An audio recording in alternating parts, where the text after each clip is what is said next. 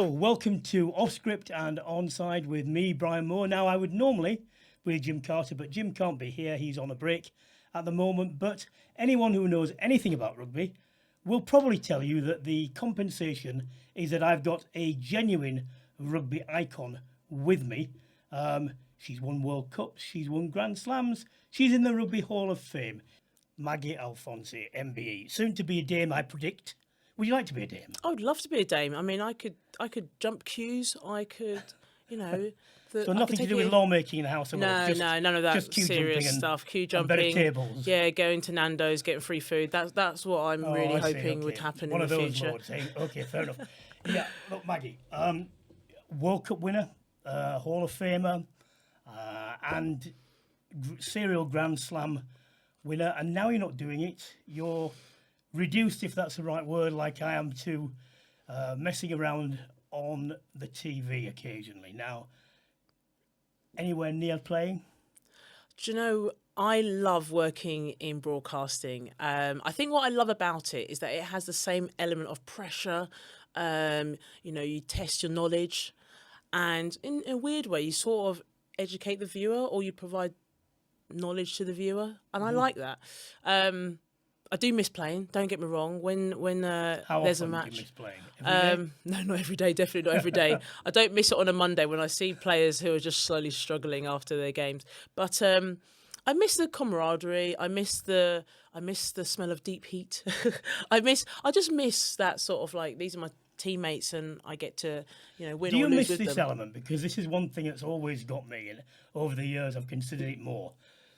The great thing about sport, and rugby is definitely part of this, is the objectiveness of the result. You score more points, I've won. I don't care what you think about me. I don't care if you think I'm no good, because actually it's up there and I've won. Broadcasting, like a lot of things, it is very subjective, because some people like you and some people don't, and they make it quite plain on social media. So I've always preferred that bit where it's under my control, and at least I don't have to. At least people, well, generally they don't say, "Well, I don't like that. I didn't like your hairstyle. I didn't like what you're wearing," which I know, unfortunately, does come sometimes with female presenters. It does, yeah. But Brian, everyone loves you. Everyone keeps telling me that. Oh, we love Brian. He's back. We love it. I always wait for it. He's going to say something about the referee. Wait for him to say something about the referee and feeding the scrum. But yeah, you're absolutely right. I think what I like about rugby, it is very much black and white. What you see is what you get. But you're right, broadcasting is very different. It's subjective. It's great. I'll tell you what's interesting, to me at least, is the way in which I've seen you prepare. Take yourself off on your own, doing your lines, rehearsing in a way that I imagine you did when you were going through your mental drills prior to a game. Yeah, I mean, Brian, I'd say because we do different roles when we're broadcasting. Yeah. You're the commentator, and I guess I would be the pundit. And you're right. I have my notes, almost probably similar to a commentator. I have my notes. I sort of go through it. I practice it. I visualise what's going to happen in the show and how I'm going to deliver. I've also hired some, I guess, presenter coaches who support me on my journey. So actually, we do a lot of work before we get to the game. How does that work? Yeah, so I guess we'll go over the game from like last weekend. Oh, I don't know what day this is today, but we'll go over the game that happened previously, and we'll talk about what we could have done differently. Me on the day, what your responses could have been, and then we'll look forward to the game going ahead. Let's talk about it. What are the things that you feel would be the relevant points? So, it's like having coaches. I treat it exactly like a player. Have my coaches. They challenge me. The depth of things like your voice could have been lower there, higher there, to sound too excited. Don't use them for that. So I used to have a voice coach and someone who used to teach me with elocution lessons as well, and I used them to help develop my voice and when to go high, when to go low, when to be very, have authority. So I've done it. I've done it all. Sometimes slower for the role. Slower. Yeah. But the reality is, because when you turn up on the day and you do the game, it kind of goes out the window a little bit, because you've got to be authentic and you don't know what kind of questions are going to come at you. And also you've got usually 2 or 3 other people who are part of your panel who you've got to bounce off, you know. And but I've seen your prep, Brian. I love it. I mean, because you just come in, you're very chilled and very relaxed, and then you and Katie, Daly McLean, and Sarah Orchard would just deliver. So I like to do all mine away. I read stuff and then I just let it go, because And I wouldn't be the same relaxed person had I not done it in the background, because it's not professional to not turn up having done that. You know, all the pronunciations and whatever. I think, you know, that's one of the things I think is shameful. If you can't be bothered to go and learn people's surnames and just do it the once, Yes. then I think you shouldn't be there. There's no excuse for that at all. Totally. So I try and get mine there and then just let it come in. But that comes over time, because when I started it wasn't like that. And that comes over having the confidence to know that actually when the pressure comes on, you will be able to say something. Yes. And actually, it's more important that what comes out is authentic, like you said. Yeah. Rather than, even if you make mistakes, it's better. It's better to do Okay. that way Brian, let around. me ask you a question. Do you prefer playing? I know it was a while ago, but do you prefer playing, or do you prefer doing the broadcasting side? Well, I tell you what, broadcasting is a damn sight easier, because you're never wrong, and if you are wrong, no one remembers, and you can say completely the opposite. But nothing beats playing. Nothing beats that feeling when you're waiting and you're saying get on with it, and you feel sick and you feel almost joyous and nervous, and the whole panoply of emotions. And that bit, I tell you what, look, I'm old now, and You're I'm not too slow. old. I am old. I'm a lot older than you. Look, but don't you wish this just once? Yeah. You could walk out again to that ascending roar as you get there, and that inviolable feeling you feel when you walk on the field and you feel 8 foot tall and you're feeling, you know, you feel invulnerable and you just think you can take on the world. Just to have that bit there. I don't have to have the anthems because we've got a crap nice anthem. Anyway. But I feel the same. So honestly, I'm so jealous of the players. Like, I love that feeling of being in the changing room. Obviously, everyone's preparing, doing their thing. We have the last team talk. Then the referee knocks on the door and says, whatever, 5 minutes, 2 minutes, like that. You can feel your stomach turning. And then when they walk you out into the tunnel and you see that's the first time you see the opposition properly. Well, funny, but that's a relatively new thing, because the first time that started was in an absolute bloodbath when we played in the quarter final way back in '91 against France. Yeah. That was the first time two teams walked out together, and because it was always away side first, then home side. So you're stood there in the tunnel, and in those days it never happened before. So you lock eyes with people, and if you never look away if you lock eyes. Yeah, no, totally. You've got to look away first. Down. Yeah, exactly. And 40 seconds, which is probably all it was, but it seemed like 2 minutes, was long enough for the chuntering to start. So you don't laugh, go on. You won't laugh when I get you on the face. Remember this 6 stitches? So it was like, oh my God, then you walk on, and then that comes. And the thing about the Parc de France, as was then, you get live cockerels, the Dax band, and wherever you were, you are several strata higher. Yeah. So, do you get any feeling of that sort of build up when you're working off pitch now? Yeah. Listen, I feel doing broadcasting has created a similar feel now to what I used to get in playing, in the sense that, you know, it's like we'll go and do rehearsals just before we go on air, usually 45 minutes before we go on air. And every now and again, you'll see the floor manager will say, okay, 20 minutes before we go on air. I'm like, it's like the referee knocking on the door. So I'm getting a bit more excited. And then we'll run over some clips, which we're going to talk about before we go on air. And then the floor manager will say, 5 minutes.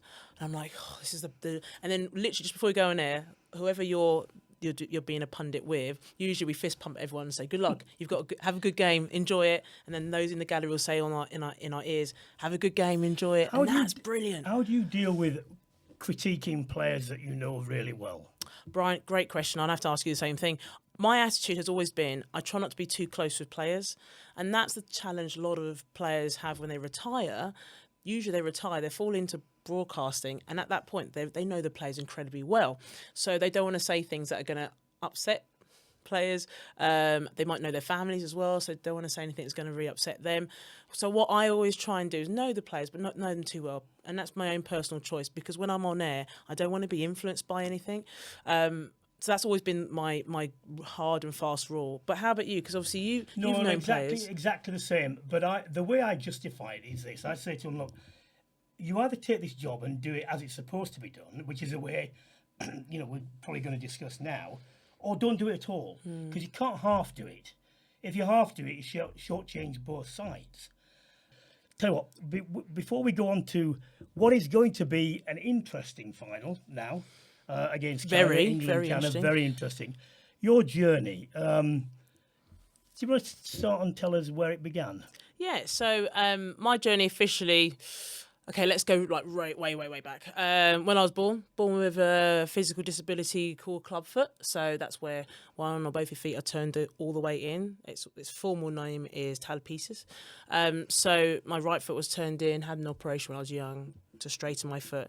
But my childhood, as a result of that, was spent a lot of time just making sure my foot was slightly, I guess, straightened. And it was a challenging time, but So I don't. couldn't be that active. Could Yeah, you? it couldn't be active. So your foot generally is in a cast, and usually sometimes they put you in a boot and with a bar, and a child will have to be in that from majority of the How do days. you get treated because of that by other kids? The funny thing is, I can't remember a larger percentage of it. So because Or it's have so you blocked young, it out? you happen when you're young. So you're in the 1-2 year old Okay, right, category because your bones are so soft that you can have the operation. So I had to talk to my mum a lot, my mother about it quite a lot about like what was it like, and she was like it was really difficult for her anyway because you can imagine.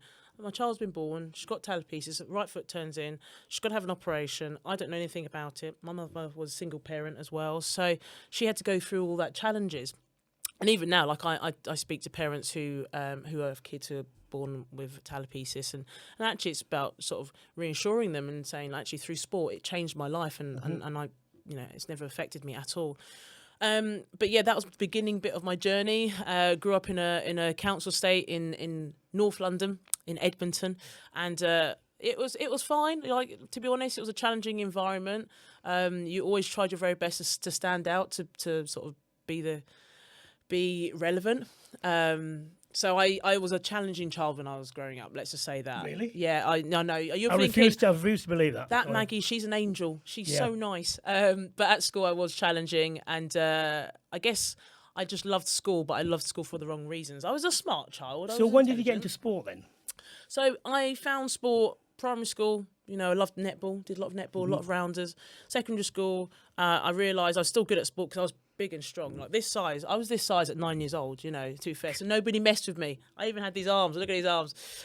So at primary school, I was good at sport. Secondary school, found other sports like football. So I used to even play with the lads. I used to play with the boys at playtime, football. They always put me in the goal. I was really annoyed by that. But actually, I saved a lot of goals. So I was pretty decent.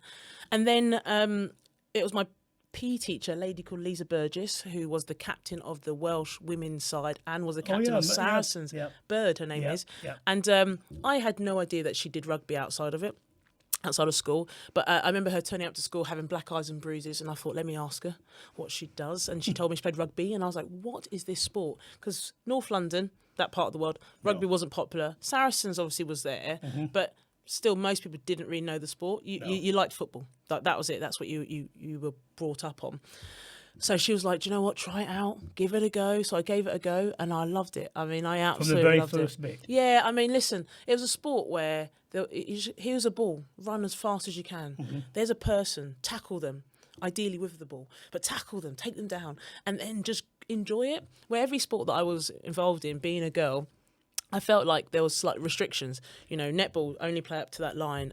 If I did athletics, because you're a girl, you have to throw. Can't move. You with can't ball, move. can I you? know. Contact. I was like, contact? What do you mean? But like athletics, because you're a girl or a woman, you have to throw this size ball or this size discus. That was the sort of the mindset. And I felt like when I came to rugby, it was like, it doesn't matter what your gender is. It's the same field. The ball's the same. Just tackle the same person, and I love that. So there was It no is interesting in the with difference. kids because you see when they are introduced to contact around 7, 8, there's a sudden divide, and it's nothing to do with size or athletic ability.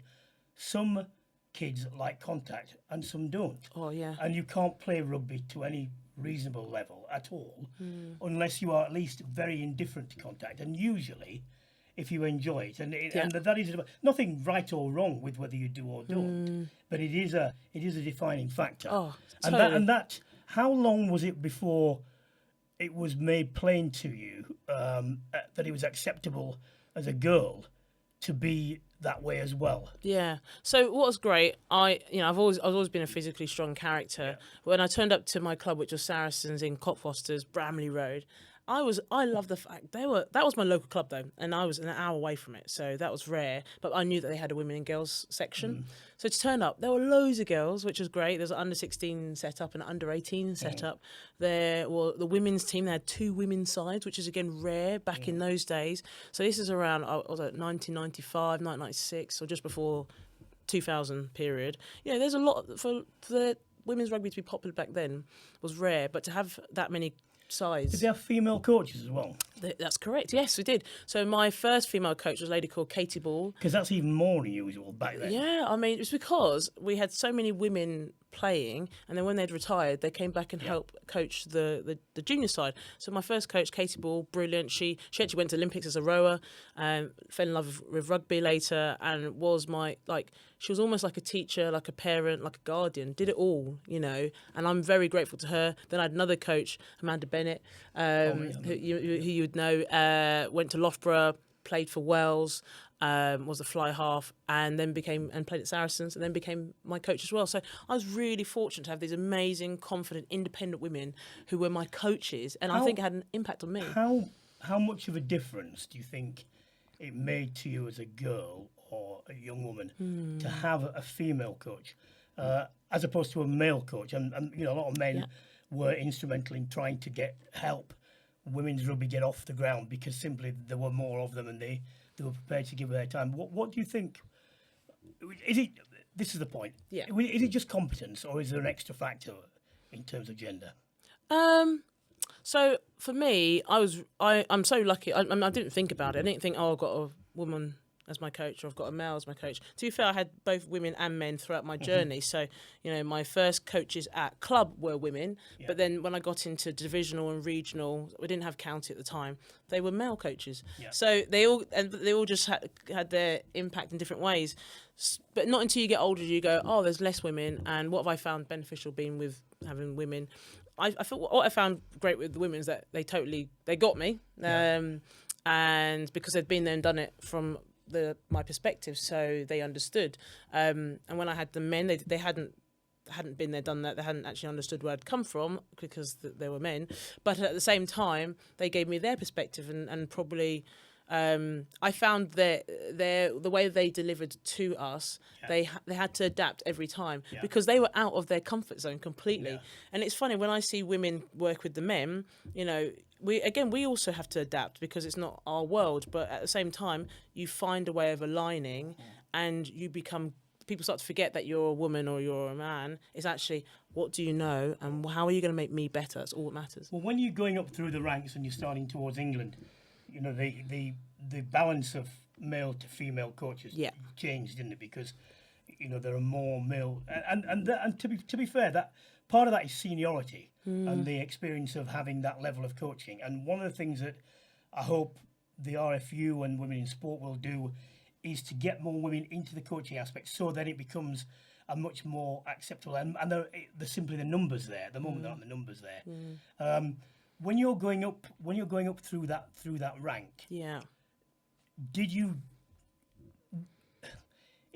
would it have been better had you had female coaches coming through with you because of their innate influence and innate understanding? So to me, and I'll say it again, like gender has had I wouldn't have been bothered whatever the gender would have been. It's like you said, it's very much more just a knowledge and understanding. The challenge that as women we've always had is the fact that the support in our game it's almost been late, So no wonder you're starting to see all the fantastic coaches out there now is because they've now retired. They've now gone and been able to, get their coaching qualifications, work with some amazing teams, and have now come back to be able to be in a position to be selected. The challenge sometimes is the infrastructure and whether they get selected or looked at, because some might go, I want that guy over because that guy's well known and has got a big name over that woman who has all the qualifications, all the experience. So that's the frustration that some women have experienced because if a good example, the PWR, Premiership Women's Rugby, in England here, there's less women now who are coaching teams, which I find bizarre when there was a few, and now they've all sort of not disappeared, but have been moved on, and others have taken their role, and majority of them have been males. So I just want to see good coaches. I 100% want to see more women coaches. I know they're out there. The talent path is out there. A good example when we watch the Women's Rugby World Cup now, Jo Yapp, former England player, worked at Worcester, director of rugby there for the women's setup. Also was England women's under-20s coach, and obviously at Exeter University as well. She went away to Australia. She's gonna come back, and I reckon she will find her way back into the England setup.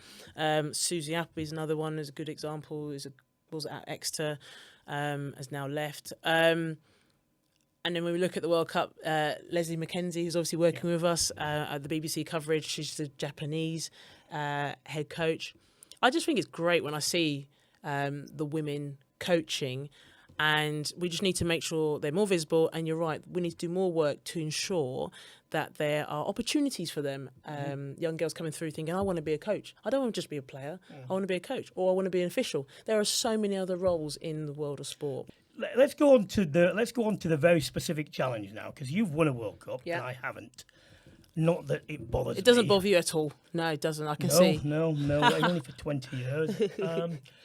No, but it is a peculiar thing. Let's build the picture. Yes, England have come from the most professional outfit, nowhere near, by the way, the sort of rewards even in the men's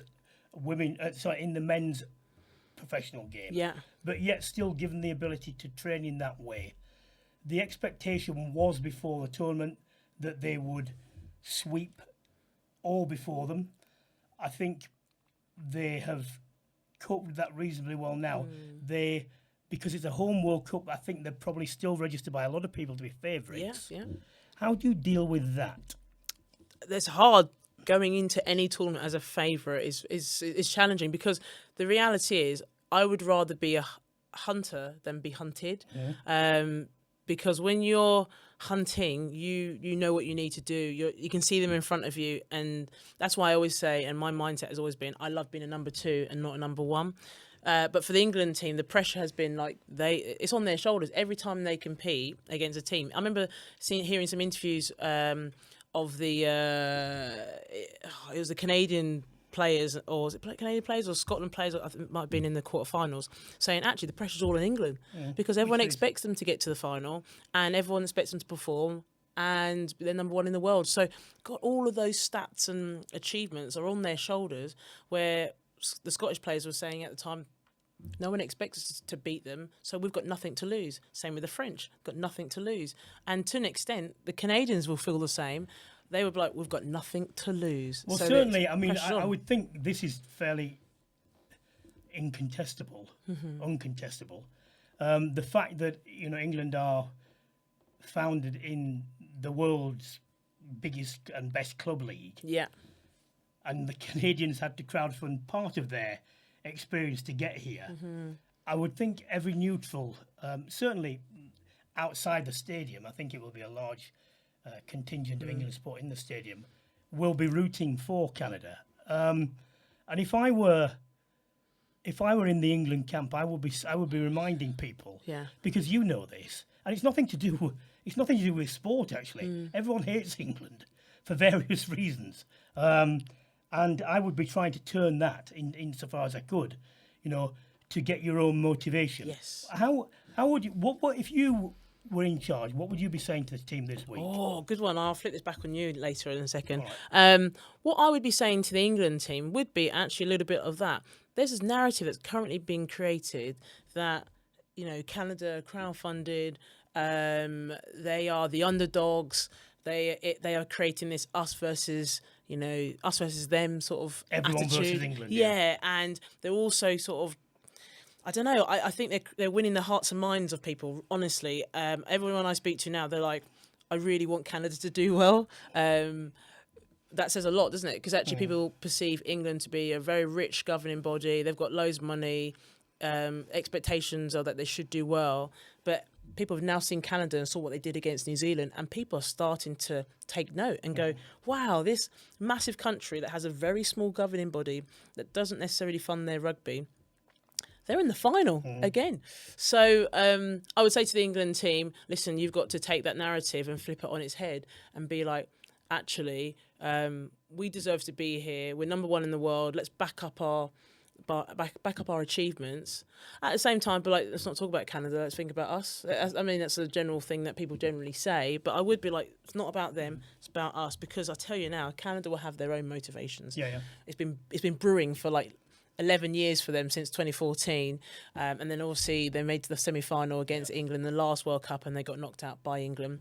So there's a lot of hate and anger probably building up, where for England, they've got to find their own motivation. And I guess what will be fueling in their mind is that they lost that World Cup most recently, I've seen 3 years ago, to a line-out. It's a line-out at the end. And also... sending off. Sending off as well. Lydia Thompson got sent off. But they could have won that. That was their World Cup to win.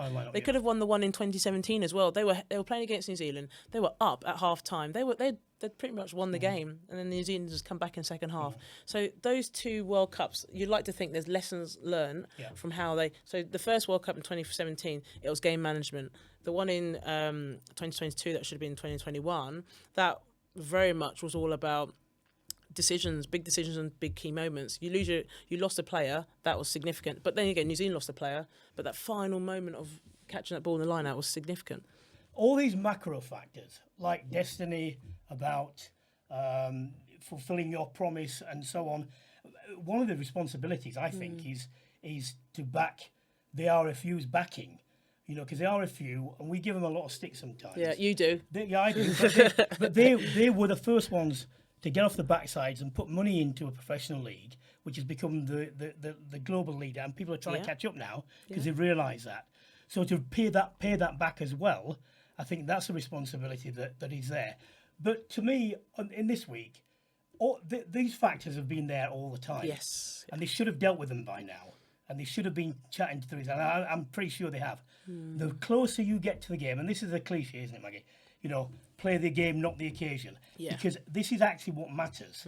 So the closer you get to the game, the more specific you come, right down to the mornings. It would be inhuman if you're not thinking about the sort of thing, about wider things and publicity. But actually, you need to stop yourself and say, right, it comes down to this. First kick-off, are we going to catch it? Or we're going to have a player behind drop it again, like it did in the quarterfinals and semi-finals. Yeah. Are we going to get our guards and bodyguards round the breakdown down? Because Lepetier is the fulcrum of a lot of their attacks. She has to be hit and hit early. She's not to be allowed to run. The big carriers they're not to go beyond the gain line, and nor are they going to be allowed to offload the ball close where we can't defend them. Our bits out wide, and sometimes we've got caught slightly narrow, and we've been too easy to get down. So you are thinking about all these specific things. So all these other aspects are taken out of the way, and you're focused on that. And if you can build on that and you can have a good start, then the confidence comes right. And also, it's taking away the possible bonuses, because if Canada were to get a lead, it's much easier to hang on to things, isn't it? Physically, when you're in the lead.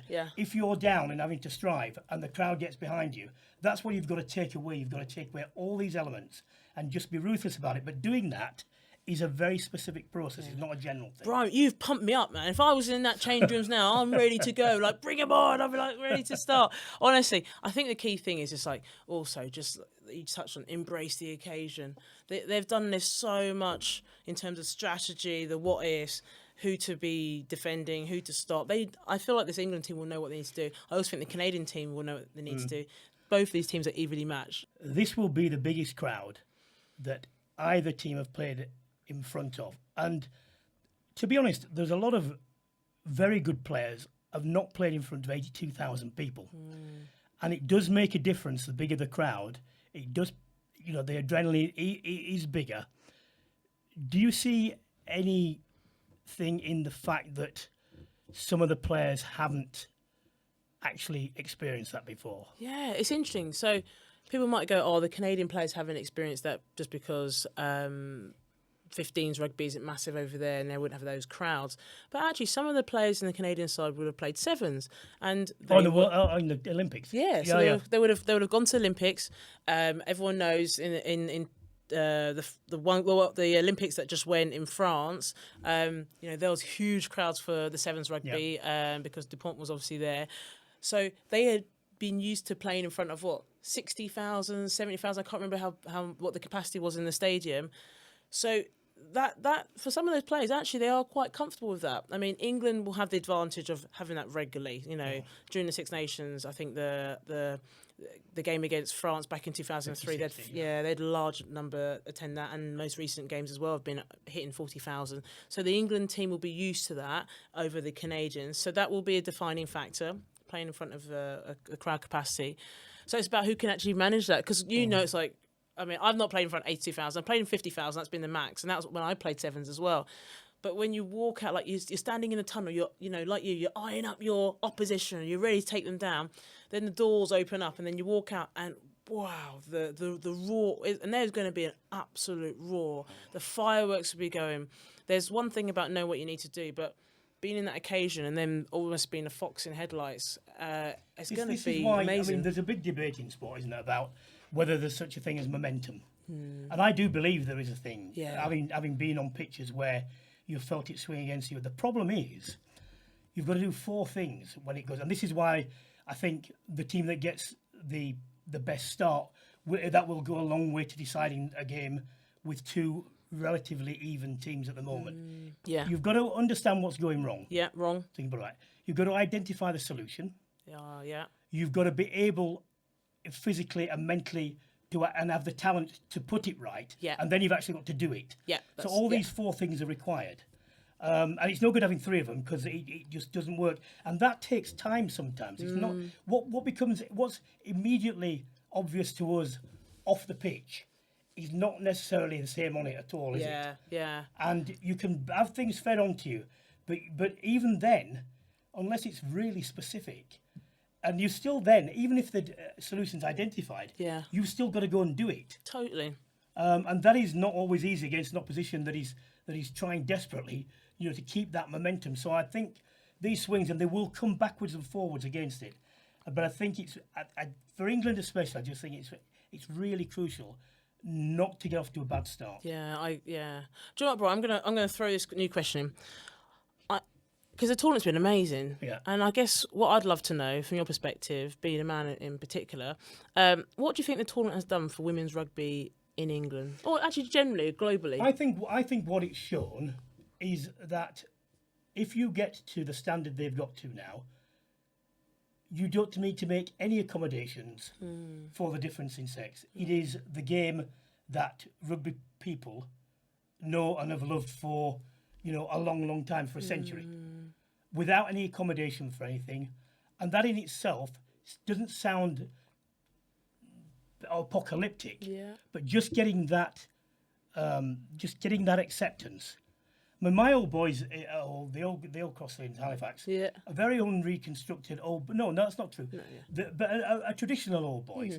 I've been speaking to them, and they've said the skill levels at this World Cup have been fantastic. So it's so good. That's what I think. This tournament has definitely increased visibility of women's rugby. So people would be like, I know women's rugby, and I know women's rugby based on maybe my old university days, or the third team at my club. So that's a different perception. But now they're like, wow, I've seen Ellie Kildunn. She's amazing. Well, and that Alona Mar, wow. You could take clips from this World Cup and put it before any age group level and say, if you want to know how to cover this, or how to sidestep, or how to clear, or how to do this, you could pose those sections along with any other sections that you want to pick. Yeah. And that to me is the biggest leap forward in the last 4 years. And if we get this right, and it's a great final, hopefully that 4 years will just advance, and we'll just have more of it. The point is, I think it's good enough now. It's the depth to which it goes, because lower down the teams and and the tiers and the unions and the age groups, it will start to be the same, and that's where we've got to aim for. I just love the fact, after the game, I tend to wander around, usually because I'm lost and I can't get out the stadium. But when I get the fans come and they say, like, oh, can we ask for your autograph? But it's been great when I've seen the England players or what other nationality players walking around and you've got boys and girls saying, can I have an autograph? Or like, you're my favourite player. Like, it's brilliant. Like, I that's what I love about this environment. It's a real family orientated one, and everyone feels inspired. Mums, dads, brothers, sisters, granddads, grandmas. I love it. It's been so good to see, and I do think that's a legacy of our sport. You know, I'm hoping that we'll continue to have increased attendances at club games as well as international games. More people will want to watch it on the telly. All the backup stuff that's been planned needs to be activated, and not just in England, the rest of the world. And it's unusual we'd say this, the rest of the world have to catch up. Yeah. I mean, listen, it's going to create some... We've had more conversations around professional contracts, and people are a bit like, what? What do you mean Canada haven't got any money? What do you mean Spain don't get anything? Samoa, what they've just turned up with on expenses. Like, that, I think, has really challenged people's perceptions of international rugby. You know, in the men's game, majority of them all still get money, but they still have their challenges. You know, there's Fiji, there's Samoa, who still have to fight for finance and support. But actually, in the women's game, that's sort of more broader. There are more teams that have less support. So I think it's definitely got people to start to sit up and go, there needs to be support globally, and World Rugby are doing their bit, but what can other governing bodies do to support their women's side? Because it's important that they get that equality, and that's how you will only make them better. And I'd like to think in 4 years' time, you know, 2029 in Australia for the Women's Rugby World Cup, we're going to see more than the top 4 teams. We're going to be like, oh my God, 6 or 8 teams can win this World Cup, and it's a much more competitive event, which I think has improved, but it will get better. We've got to wrap up now, which is a shame. I'm loving our conversation. But before we go, you know what's coming, don't you? What question's going to be asked now? As a final question. It's got to be something around a score. Scores on the doors. A prediction. Can I ask you first? I'm going to ask you first. Oh no, that's Can I ask Brian first? Brian, because you can. I was trying to be non-neutral just for a Yeah, I like non-neutral. Look, England. I want England to win. Yeah. Hopefully, I don't betray that in anything I say on the day, and I'll try not to. I think it's really important. Yeah.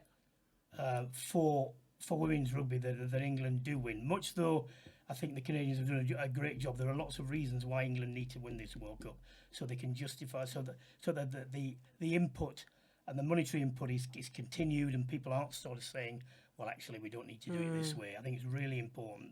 And the great thing about the England performances, even though they've been uneven, when you look round at the scoreboard, you suddenly thought, well, they've scored 40 points.